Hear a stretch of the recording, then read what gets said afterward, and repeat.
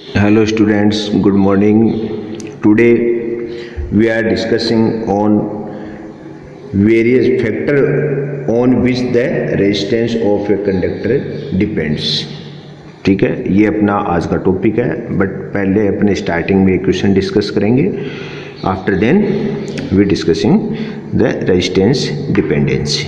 ठीक है, अब लास्ट क्लास थी उसके अंदर अपन ने डिस्कस किया था वो ओम्स लॉ था कि V डायरेक्टली प्रोपोर्शनल I, कि वोल्टेज है वो डायरेक्टली प्रोपोर्शनल किस पे, करंट पे, और प्रोपोर्शनल साइन रिमूव किया तो एक कांस्टेंट यूज किया था जिसका नेम अपन क्या ले रहे थे, resistance V is equal to RI. ठीक है, आज अपना जो क्वेश्चन है फर्स्ट उस पर अपन चर्चा करते हैं. पहला क्वेश्चन के टू पार्ट है. फर्स्ट पार्ट है how much current will an electric bulb drown from A 220 volt source, voltage source, if the resistance of the bulb filament is the 1200 ohm. अब देखो आपको फर्स्ट ध्यान से देखो कि how much current will an electric bill, मतलब आपको क्या कैलकुलेट करने को कह रहा है, करंट. कैलकुलेट क्या करना है, करंट. अच्छा, दे क्या रखा है, इलेक्ट्रिक बल्ब के क्या कहें, फ्रॉम 220 वोल्टेज सोर्स, मतलब वोल्टेज कितना है, 220 वोल्टेज सोर्स है, और साथ में रेजिस्टेंस आपको बता रहा है, बल्ब का जो फिलामेंट है उसका रेजिस्टेंस बता रहा है 1200 ओम. तो अपन सबसे पहले सॉल्यूशन करें पार्ट फर्स्ट का, सॉल्यूशन फर्स्ट. तो मैंने आपको बताया था गिवन दैट, कि आपको फर्स्ट में गिवन दैट क्या है. तो अपन ने गिवन दैट के अंदर अगर अपन करें तो आपको दे रखा है कि V इज इक्वल टू है 220 volt, secondary R is equal to दे रखा है वो 1200 ओम, और कैलकुलेट क्या करना है, I. आपसे कहेगा how much current will an electric bill, कि करंट की वैल्यू. अब वोल्टेज है, करंट कैलकुलेट करनी है, रेजिस्टेंस गिवन है, सेंस क्या है, 3 physical quantity voltage, resistance and current. Then first we calculate the relation between them. तो आपको वोल्टेज, करंट और रेजिस्टेंस में रिलेशन होता है V is equal to RI. कहाँ से आया, according to Ohm's law. Calculate करना है, या इसको अपन अगर रीअरेंजमेंट करें तो I is equal to V upon R. Voltage कितना आपको 220, आपको कितना रेजिस्टेंस क्या है 1200. सोल्व करेंगे तो आपका इसका आंसर आ जाएगा, आप सोल्व करके देखें तो इसका आंसर आएगा 0.18 एम्पियर. करंट की वैल्यू कितनी आई, 0.18 एम्पियर है. इजी है, न्यूमेरिकल फिजिक्स में बहुत इजी होते हैं. बस आपको एक तो रिलेशन जो फॉर्मूले हैं वो आपको रिमेंबर होने चाहिए, और एक आपको टाइप पे, अगर आप देखो न्यूमेरिकल में अगर आप एक्सपर्ट होना है तो आपको many types of numerical solution आपको लेना ही पड़ेगा. बहुत टाइप के आप न्यूमेरिकल है उनको सोल्व करें, उनको आप प्रैक्टिस करें तो आपको ऑटोमेटिकली आपका माइंड शार्प हो जाएगा और आप इनको सोल्व करने लग जाएंगे. ठीक है, सेकेंडरी जो इसका सेकंड पार्ट है वो है कि how much current will an electric heater. यहाँ पे कोई दूसरी बात कर रहा है, how much current will an electric heater coil drawn from 220 voltage source if the resistance of the heater coil is 100 ohm. इसके अंदर सेकेंडरी में भी आपको यहाँ कैलकुलेट किसको करा रहा है, करंट को ही कैलकुलेट करा रहा है. ठीक है, वोल्टेज सोर्स भी कितना है 220 का, लेकिन अब की बार आपका जो हीटर की जो कोयल है उसका रेजिस्टेंस कितना है 100 ओम.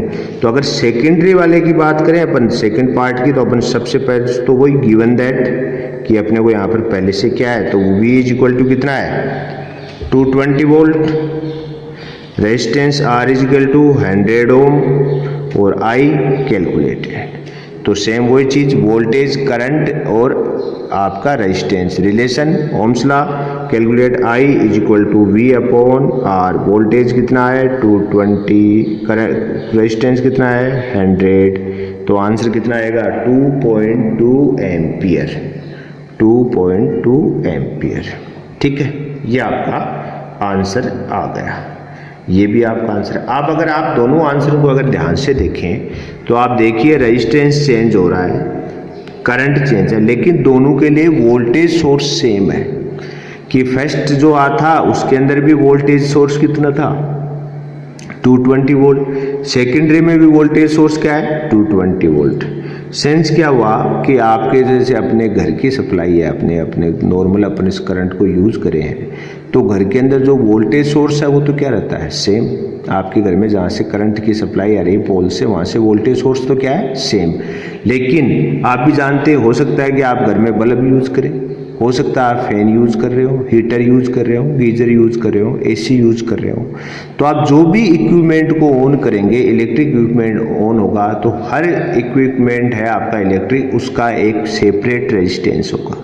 सेपरेट रेजिस्टेंस होगा तो आप नॉर्मल सी बात है वोल्टेज सोर्स तो सेम है, लेकिन उनमें कंज्यूम जो करंट कंज्यूम होगी वो भी क्या होगी डिफरेंट। मतलब वोल्टेज सोर्स सेम रहते हुए भी आपकी करंट डिफरेंट हो सकती है। देखो आपके सामने है, ऐसा अपने घर में भी होता है, क्योंकि अपना जो इलेक्ट्रिक इक्विपमेंट है उनका सबका सेपरेट रेजिस्टेंस है। हो सकता है कि आप गीजर यूज कर रहे हैं तो हाई रेजिस्टेंस का होगा गीजर, हीटर भी हाई रेजिस्टेंस के होते हैं। नॉर्मल अगर CFL यूज कर रहे हैं तो उसका तो बहुत ही कम रेजिस्टेंस होता है, तो वहाँ पर वो आपकी पावर भी क्या होती है कम कंज्यूम होती है। ठीक है, तो ये तो आपका ओम्स लॉ के ऊपर एक न्यूमेरिकल था जो मैंने आपको प्रैक्टिस के लिए सोल्व करवाया कि आप इसको सोल्व करें तो इससे आपको थोड़ा क्लियर हो जाता है कि भाई ओम्स लॉ कैसे यूज हुआ है। ठीक है, अब आज का अपन टॉपिक डिस्कस से स्टार्ट करते हैं। आज का मैंने कहा था कि रेजिस्टेंस की डिपेंडेंसी देखेंगे, तो आज का है कि factors on which the resistance of a conductor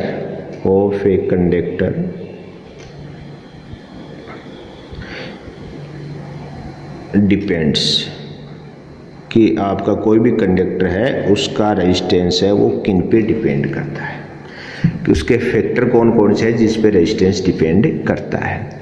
Ohm's law आपको जब मैंने स्टार्ट में जब अपने लास्ट वाले लेक्चर में डिस्कस किया था तो मैंने आपको एक बात कही थी, मैंने कहा था कि भाई आप फिजिकल एनवायरनमेंट है आपका उसको आप थोड़ा सेम रखिए।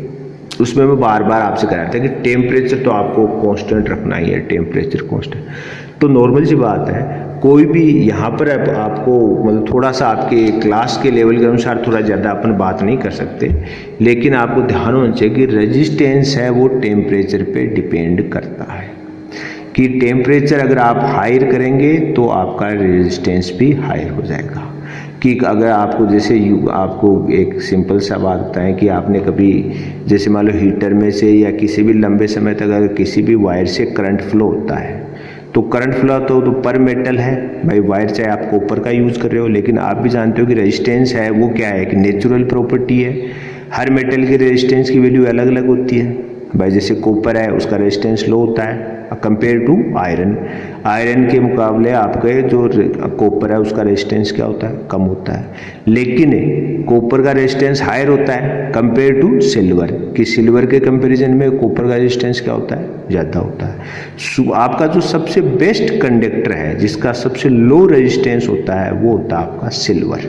जो आपके मेटल है उनमें सिल्वर का सबसे लो रेजिस्टेंस होता है। ठीक है, तो एक तो क्या है रेजिस्टेंस नेचुरल प्रॉपर्टी है कि रेजिस्टेंस क्या है नेचुरल है। सेकेंडरी कि भाई अपन जान सकते भाई नेचुरल कैसे हुआ, मैंने कहा भाई कॉपर का लो रेजिस्टेंस होता है कंपेयर टू आयरन, तो मतलब आयरन का हाई रेजिस्टेंस है किसके कंपैरिजन में कॉपर के, तो उसमें अपना कोई रोल थोड़ी है, वो तो नेचुरल है, वो तो क्या है। और मैंने कहा सिल्वर का सबसे लो होता है, सिल्वर में करंट फ्लो सबसे इजी रहती है, सुपर कंडक्टर बोल सकते हैं आप करंट को, तो उसमें सॉरी सिल्वर को। तो बताओ सिल्वर आपका अगर बेस्ट कंडक्टर है तो उसमें अपना रोल थोड़ी है, वो तो नेचुरल प्रॉपर्टी है कंडक्टर। ठीक है, तो एक तो रेजिस्टेंस किस पे डिपेंड करता है नेचुरली, सेकेंडरी मैंने कहा किस पे डिपेंड करता है टेम्परेचर, रेजिस्टेंस किस पे टेम्परेचर।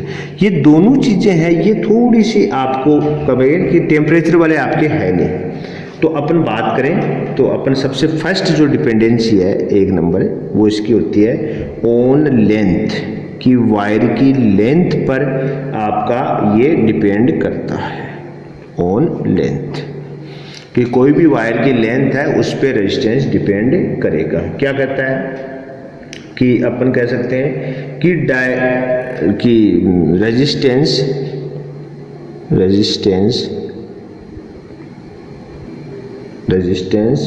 डायरेक्टली प्रोपोर्शनल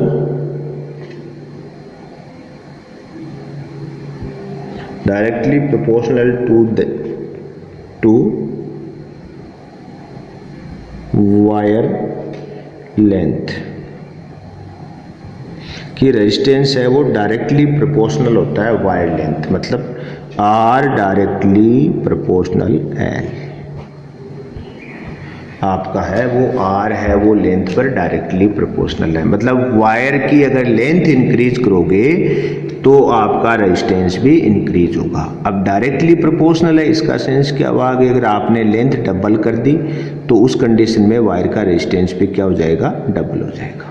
अगर आपने लेंथ हाफ कर दी तो रेजिस्टेंस भी क्या हो जाएगा, हाफ हो जाएगा। ठीक है, तो लेंथ है, किसी भी वायर की लेंथ है उसके ऊपर आपका जो रेजिस्टेंस है वो डायरेक्टली प्रोपोर्शनल रूप से डिपेंडेंट है। सेकेंडरी है वो डिपेंड करता है क्रॉस सेक्शन एरिया पर। ठीक है, सेकंड अपन करेंगे ऑन इट्स का यहाँ पर मतलब आपके वायर की बात करें, ऑन इट्स एरिया,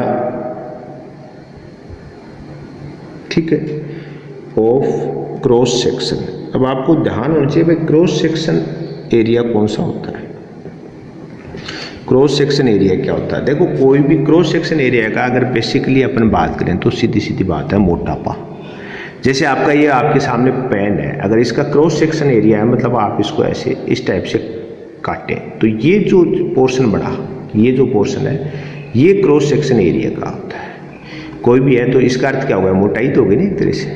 तो क्रॉस सेक्शन एरिया के ऊपर ये आपकी डिपेंडेंसी होती है किसी भी वायर के रेजिस्टेंस की।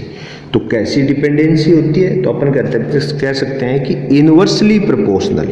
क्रॉस सेक्शन एरिया पर क्या होता है, ये इनवर्सली डिपेंड करता है। तो अपन कहते हैं इनवर्सली प्रोपोर्शनल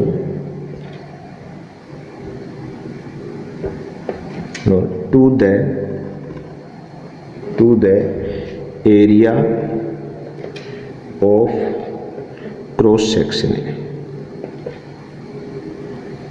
कि आपके इस पे क्रॉस सेक्शन एरिया पे क्या डिपेंड कर रहा है, इनवर्सली डिपेंड कर रहा है। मतलब आर इनवर्सली क्या हो गया, क्रॉस सेक्शन एरिया को अपन ए मान सकते हैं, तो अपन कह सकते हैं कि आर इनवर्सली ए। इसको इक्वेशन नंबर सेकंड देते हैं कि लेंथ पर तो क्या था, डायरेक्टली प्रोपोर्शनल। मतलब अगर आगे वायर की लेंथ अगर अपन इंक्रीज करते हैं तो रेजिस्टेंस इंक्रीज होता है। लेकिन अगर आप वायर की विड्थ करे हैं, मोटापा कर रहे हैं, उसका क्रॉस सेक्शन एरिया बढ़ाएं तो उस कंडीशन के अंदर आपका रेजिस्टेंस डिक्रीज होता है। तो आपको पता है कि जो वायर जितना मोटा होगा उसका रेजिस्टेंस उतना ही कम होगा, और जो वायर जितना लेंथी है उसका रेजिस्टेंस उतना ही ज़्यादा है। वैसे अपने बेसिकली अगर अपन नॉर्मल अगर अपन देखें तो अपना ऐसा लगता है कि अगर आपकी कोई भी वायर का क्रॉस सेक्शन एरिया अगर बढ़ेगा तो रेजिस्टेंस बढ़ना चाहिए। अपन देखते हैं अरे मोटा वायर है तो इसका रेजिस्टेंस ज़्यादा होना चाहिए, नहीं, अपोजिट होता है कि आपका क्रॉस सेक्शन एरिया अगर आप इसका बढ़ाएंगे तो उस कंडीशन में रेजिस्टेंस डाउन आएगा। ठीक है, दो डिपेंडेंसी। थर्ड जो इसकी डिपेंडेंसी है रेजिस्टेंस की, मैंने आपको बताया था किस पे करती है, नेचर पर, उसका नेचुरल। तो अपन कह सकते हैं on the nature of its material. कि इसका मैंने आपको एग्जांपल दिया था अभी कि मटेरियल पे कैसे, मैंने आपको बताया कि कॉपर है, कॉपर का रेजिस्टेंस क्या होता है, लो होता है कंपेयर टू आयरन। तो ये क्या है, नेचर है, ये नेचुरली है। तो रेजिस्टेंस नेचर पे भी डिपेंड करता है, किसकी, मटेरियल की नेचर पे डिपेंड करेगा। मटेरियल जो भी आपका वायर है उसकी लेंथ पे डिपेंड करेगा, और किस पे करेगा, क्रॉस सेक्शन एरिया पर। अब आपने इक्वेशन फर्स्ट थी वो तो थी आर डायरेक्टली प्रोपोर्शनल एल, और सेकंड जो आपकी इक्वेशन है वो है आर इनवर्सली प्रोपोर्शनल ए। अगर अपन कंबाइन करें इक्वेशन फर्स्ट और सेकंड, अपन कहें भाई कंबाइनिंग करते हैं,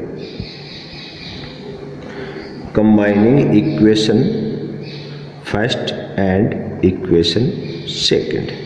आप इक्वेशन फर्स्ट और सेकंड को अगर कंबाइन करें तो हमारे पास क्या हो जाएगा, R directly proportional L upon A. अब आपको पता होना चाहिए कि फिजिक्स में हमेशा क्या होता है, प्रोपोर्शनल साइन रिमूव किया जाता है, और रिमूव करते हैं तो कोई कॉन्स्टेंट यूज हो जाता है। तो यहाँ पर इसको या अपन यहाँ पर इसको और करके क्या लिख सकते हैं, R is equal to rho L upon A. R है वो रो एल अपॉन ए, जो आपका ये इसको अपन बोलते हैं रो, इसको क्या बोला जाता है, रो, इसका क्या नाम है, रो। और ये क्या एक तरह कांस्टेंट, तो इसको अपन कह सकते हैं इज ए कांस्टेंट। कांस्टेंट तो है ही भाई, आपको भाई ऑफ प्रोपोर्शनल, भाई कांस्टेंट है प्रोपोर्शनल साइन रिमूव करने के लिए, तो ये तो आपका चीज फिक्स हो गई कि ये एक कांस्टेंट है, प्रोपोर्शनलिटी कांस्टेंट है फर्स्ट। और इसका सेकेंडरी, इसको और क्या नाम देते हैं, एंड इट्स कॉल्ड, दो नाम है इसके, और कॉल्ड द इलेक्ट्रिकल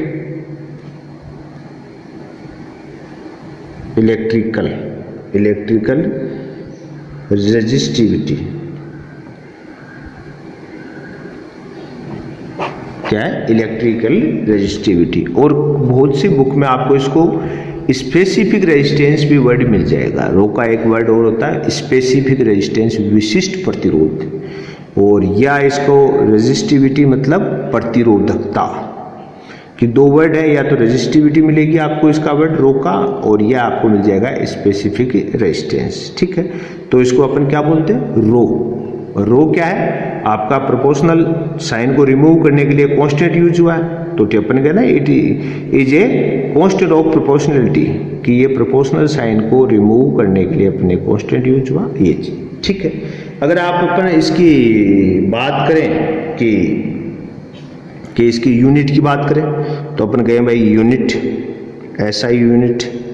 अगर इसकी अगर अपन बात करें कि रेजिस्टिविटी है, उसकी यूनिट क्या होगी, तो देखो यूनिट के लिए आपको फॉर्मूला आपके सामने, R इज इक्वल टू क्या, रो एल अपॉन ए, या इसको लिख सकता हूँ R cross A upon L is equal to row.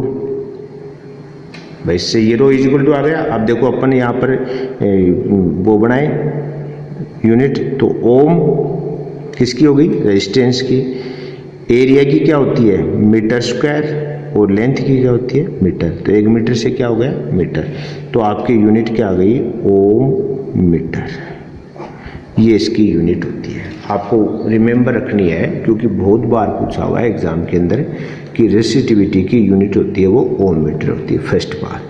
Secondary आपके सामने फॉर्मूला है, तो इसके अनुसार आपको लगता है कि रेजिस्टिविटी है वो किस पे डिपेंड कर रही है, आर पे कर रही है, ए पे कर रही है, और एल पे डिपेंडेंसी। आपको इस फॉर्मूले में ऐसे क्लियर लग रहा है कि आर, ए और एल पे ना, कि आपको पता है जो स्पेसिफिक रेजिस्टेंस है, ये आपकी जो रेजिस्टिविटी है, इसकी डिपेंडेंसी रेजिस्टेंस लेंथ या एरिया पर नहीं है। क्यों, क्योंकि आपको पता है ये क्या है, कांस्टेंट है, और ये सेपरेट, इसकी वैल्यू फिक्स है कि पर मेटल के लिए इसकी, या पर कंडक्टर या इंसुलेटर के लिए रेजिस्टिविटी क्या होती है, फिक्स है। इसका आप ध्यान रखिए, रेजिस्टिविटी ना लेंथ पे डिपेंड करती है, ना एरिया पे डिपेंड करती है, ना ही रेजिस्टेंस पे डिपेंड। ये स्पेसिफिक रेजिस्टेंस या इलेक्ट्रिकल रेजिस्टेंस है, रेजिस्टिविटी है, इसकी वैल्यू डिपेंड नहीं करेगी किसी पर भी। आयरन के लिए इसकी वैल्यू फिक्स है, कॉपर के लिए फिक्स है, गोल्ड के लिए, सिल्वर के लिए, कोई भी आप मेटल यूज करेंगे उसके लिए रो का जो वैल्यू है वो कांस्टेंट है, उसकी वैल्यू में आपका कोई चेंज नहीं होगा। चाहे आप वायर की लेंथ डबल करें, ट्रिपल करें, 4 टाइम करें, या हाफ करें, या उसका क्रॉस सेक्शन एरिया है उसका 1/4 कर दें, 2 टाइम्स कर दें, कोई फर्क नहीं पड़ना। रो है वो इन पे डिपेंड नहीं करेगा। ये आप बहुत मोस्ट है, आप रिमेंबर रखिए कि रो की, देखो रेजिस्टेंस तो डिपेंड करता है, लेंथ पर करता है, एरिया पे करता है, लेकिन रो की वैल्यू है वो फिक्स है। पर मेटल या पर कंडक्टर, पर इंसुलेटर के लिए रो की वैल्यू क्या है, फिक्स है, ये किसी पे भी डिपेंड नहीं करती है। ठीक है, तो ये चीज ध्यान रखिएगा कि इलेक्ट्रिक रेजिस्टिविटी है वो है, उसकी वैल्यू क्या है, वो आपके किस पर, RAL पर डिपेंडेंट नहीं है। देखो फॉर्मूला देख के आपके माइंड में ऐसा हो सकता है, लेकिन आपको ध्यान रखना ऐसा नहीं होता, ठीक है। तो आज अपन ने किसके बारे में पढ़ा? रेजिस्टेंस। भाई रेजिस्टेंस क्या है? एक नेचुरल प्रॉपर्टी है जो क्या करता है रियल में रेजिस्टेंस का सेंस क्या होता है? रेजिस्टेंस का सेंस होता है करंट फ्लो का अपोज करना, कि आप कोई भी मटेरियल में करंट फ्लो कर रहे हैं तो रेजिस्टेंस उसकी एक नेचुरल प्रॉपर्टी है जो आपको क्या करेगा? उसका अपोज करेगी, उसका विरोध करेगी, उसको पास, करंट को पास नहीं होने देता। जो पास नहीं होने देगा वो जो नेचर है उसका, जो मतलब प्रॉपर्टी है करंट को पास नहीं होने देना, करंट का विरोध करना, उसका अपोज करना, वो रेजिस्टेंस है। अब हो सकता है कि कॉपर में ये प्रॉपर्टी थोड़ी लो हो, आयरन में थोड़ी ज़्यादा हो, सिल्वर में बहुत ही कम हो। तो रेजिस्टेंस क्या है? अपोज है किसका? करंट फ्लो का। करंट फ्लो का अपोज है वो क्या है? रेजिस्टेंस है। फर्स्ट बात। सेकेंडरी, फिर अपने कहा कि रेजिस्टेंस किस पर डिपेंड करता है? एक तो उनका नेचर ऑफ मटेरियल, कि कोई भी मटेरियल है उसके लिए रेजिस्टेंस है वो सेपरेट होगा। इसका एक तो नेचर ऑफ मटेरियल के लिए। सेकेंडरी अपने क्या किया कि आर डायरेक्टली प्रोपोर्शनल एल, मतलब लेंथ पर डायरेक्टली डिपेंड करता है कि वायर की लेंथ अगर डबल करोगे तो रेजिस्टेंस डबल हो जाएगा। सेकेंडरी हमने कहा आर इनवर्सली प्रोपोर्शनल ए कौन है? Cross section area. मैंने कहा क्रॉस सेक्शन एरिया मतलब मोटापा, ठीक है, इसका मोटाई। तो यहाँ पर अगर आप वायर का क्रॉस सेक्शन एरिया अगर आप इंक्रीज करते हो, रेजिस्टेंस वो क्या है? डिक्रीज होगा। फिर अपन दोनों को यूज किया एक साथ, तो हमारे पास आ गया आर डायरेक्टली क्या आया? R directly proportional L upon A. मैंने कहा भाई प्रोपोर्शनल साइन रिमूव करोगे फिजिक्स में तो कांस्टेंट यूज करोगे। यहाँ पे कांस्टेंट किसको यूज किया? रो को। रो कौन है? आपका ये प्रोपोर्शनलिटी कांस्टेंट है, और या इसको हम कह सकते हैं इलेक्ट्रिकल रेजिस्टिविटी, या इसका सेकेंडरी में एक नाम और बताया था स्पेसिफिक रेजिस्टेंस, ये है। यहाँ से इसकी यूनिट निकाली तो यूनिट आ गई ओम मीटर। आपकी रेजिस्टिविटी की यूनिट क्या है? ये देखो ओम मीटर, ठीक है। और फिर मैंने आपको कहा कि इसकी रो की वैल्यू है वो आपके लेंथ, एरिया या आर, इन पे डिपेंड नहीं होती, ठीक है। तो ये थी आपकी आज की क्लास, ठीक है। अब अपन मिलते हैं नेक्स्ट क्लास में। थैंक्स।